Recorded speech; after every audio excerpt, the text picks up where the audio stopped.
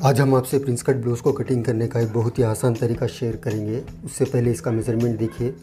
लंबाई है 13.5 इंच, छाती है 36 इंच, कमर है 30 इंच, शोल्डर है 14 इंच। इसमें से हमें 3.5 इंच निकाल कर 10.5 इंच रखना है।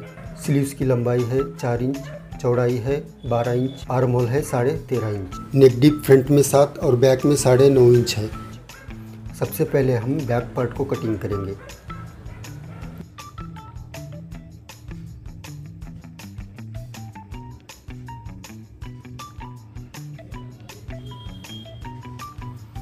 लंबाई 13.5 इंच है तो 1 इंच मार्जिन का एक्स्ट्रा लेते हुए 14.5 इंच पर निशान लगाएंगे और आर्म होल की डेप्थ 6 इंच पर।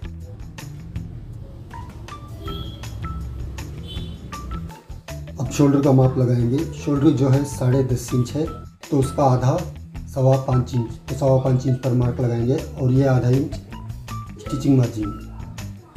तो गले की चौड़ाई का मार्क लगाएंगे 3 इंच पर। चेस्ट का मार्क लगाएंगे 9 इंच पर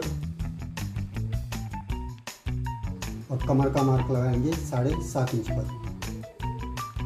ये 1 इंच टक्स के लिए और ये 1.5 inch extra margin.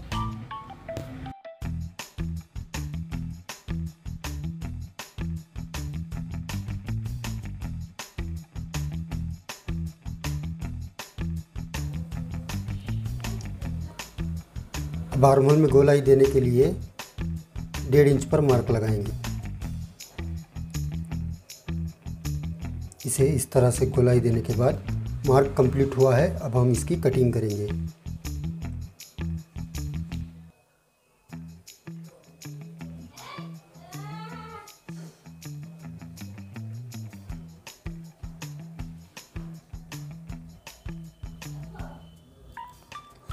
Back part की कटिंग हो गई है। अब हम फ्रंट कट करेंगे।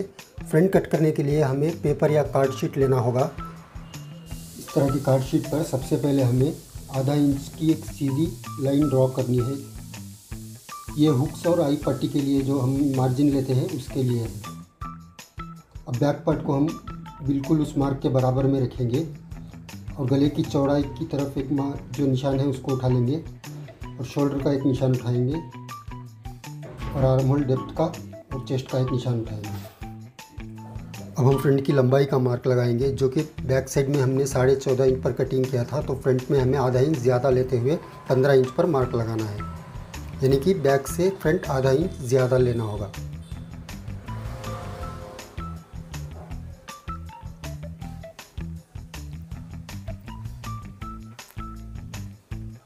अब इसका सेंटर निकालेंगे गोलाई देने के लिए और हम गोलाई देने के लिए यहाँ पर 1 इंच लेंगे, जबकि बैक में हमने 1.5 इंच लिया था गोलाई देने की।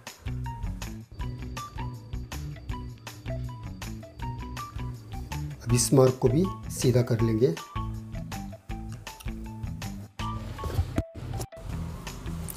अब यहाँ पर चेस्ट का मार्क दोबारा से लगाते हैं, जो कि 9 इंच पर था और ये एक्स्ट्रा मार्जिन 1.5 इंच।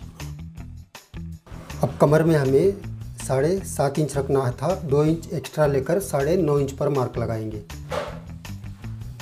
और ये 1.5 इंच एक्स्ट्रा मार्जिन।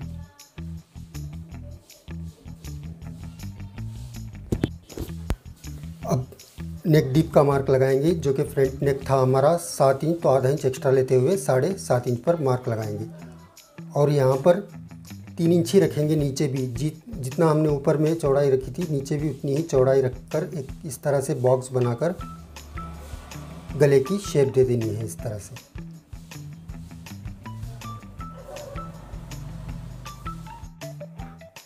अब यहाँ ऊपर से हम नॉर्मल ब्लाउज में जिस तरह टक पॉइंट का निशान लगाते हैं, उसी तरह यहाँ पर भी एक मार्क लगाना है, जो कि हमने यहाँ पर 10 इंच पर लगाया है। अब यहाँ से 4 इंच पर एक निशान लगाएंगे। अब ऊपर में हमने 4 इंच लगाया है, तो नीचे हम 3.5 इंच पर एक मार्क लगाएंगे और यहाँ कॉर्नर से अंदर की तरफ में आधा इंच पर एक मार्क लगाकर अब नीचे के मार्क को टक पॉइंट्स तक बिल्कुल स्ट्रेट लेना है और यहाँ से थोड़ा सा कर्व शेप देते हुए ड्रॉ करना है।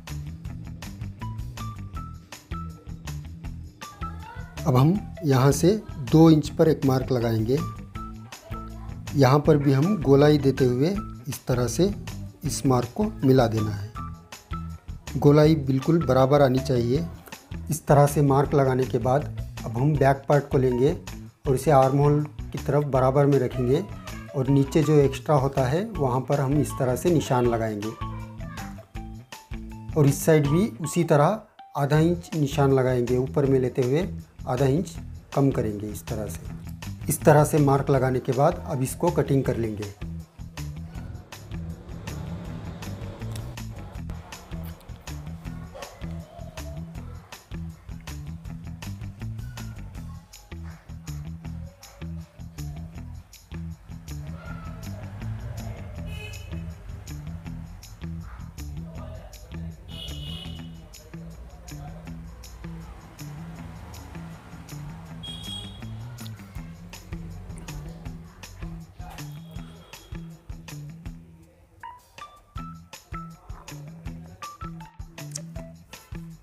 इस तरह से कटिंग करने के बाद अब हम कपड़े को लेंगे, इसको डबल फोल्ड में रखेंगे और इसे रखकर इसके चारों ओर मार्क कर लेंगे।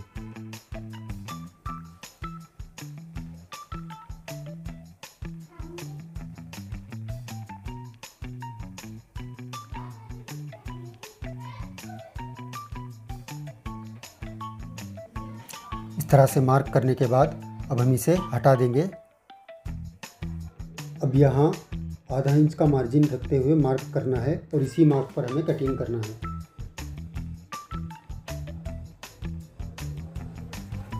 यहाँ पर भी उसी तरह आधा इंच मार्जिन रखना है।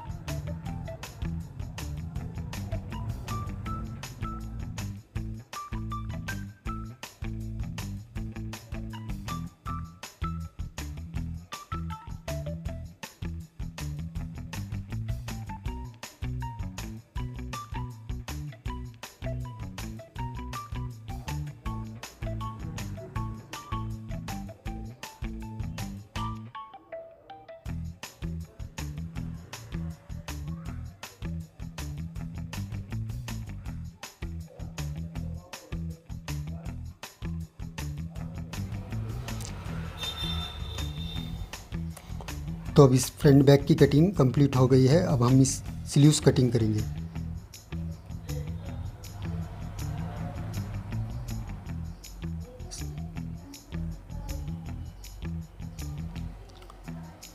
स्लीव्स की लंबाई थी 4 इंच, तो 1 इंच एक्स्ट्रा लेते हुए 5 इंच पर एक मार्क लगाएंगे और 3 इंच पर एक मार्क लगाएंगे। और चौड़ाई थी 12 इंच, तो 6 इंच पर मार्क लगाएंगे। और आर्म होल 13.5 इंच था, तो 6.25 इंच पर एक मार्क लगाएंगे और यहाँ पर 3 इंच पर एक मार्क लगाएंगे और इस मार्क को आर्म होल के मार्क तक बिल्कुल स्ट्रेट मिलाएंगे और यहाँ पर थोड़ी सी गोलाई दे देंगे।